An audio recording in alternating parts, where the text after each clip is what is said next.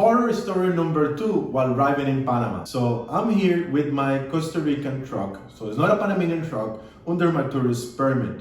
And I was so tired. I was working, my entire week, working. And I knew now that I needed to leave Panama because my driving permit was expired or was going to expire. So next day my permit was going to expire. So I was working the entire week, like almost working all night long. So I was so tired. So I needed somebody to help me drive my vehicle back to the border and exit out of Panama.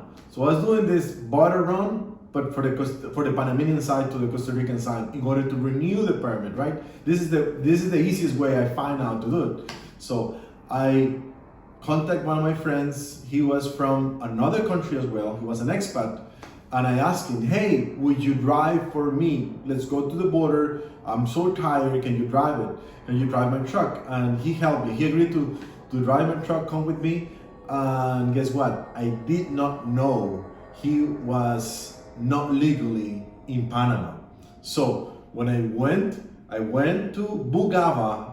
This is a police terminal that they stop everybody when you're driving back to David.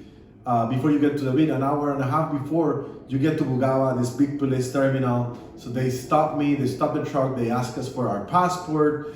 And my friend showed his passport. And his passport, he had the time to be in Panama expired. And guess what? They hold us hostage for the entire day. They took us to the immigration department in David after many hours of waiting. And after that, he was basically, in order for him to be released from immigration, he had to pay a $600 fine. And my friend did not have the money. And it was my fault, he was with me. So I went to the ATM machine, got the money, and here we go, pay the fine. And we were released after an entire day of driving, being literally arrested. But I wasn't arrested because I was legally, but my friend, so I had to stay with him and pay $600. He didn't have money, so it was my fault. I took him with me on this journey.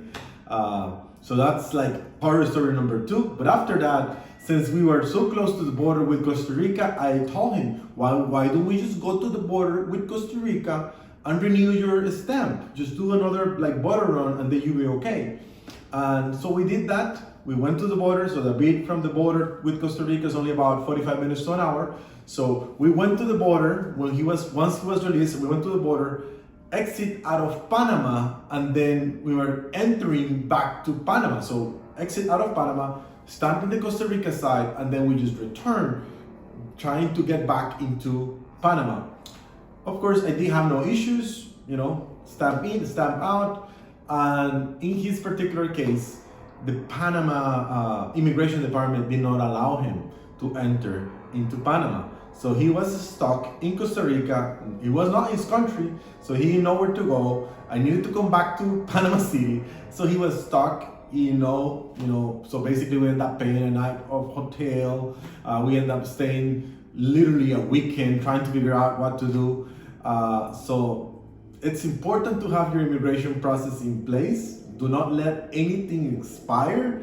That was a really horrible story, so I had to call my attorney. We're trying to fix it, and at the end of the day, he was able to return to his place, but it took us a lot of time, a lot of money. So it's important that you inform yourself about immigration. That's the only thing I need to know. So if you have any horror story about being in Panama with driving or the police or immigration, just let us know here in the comments below.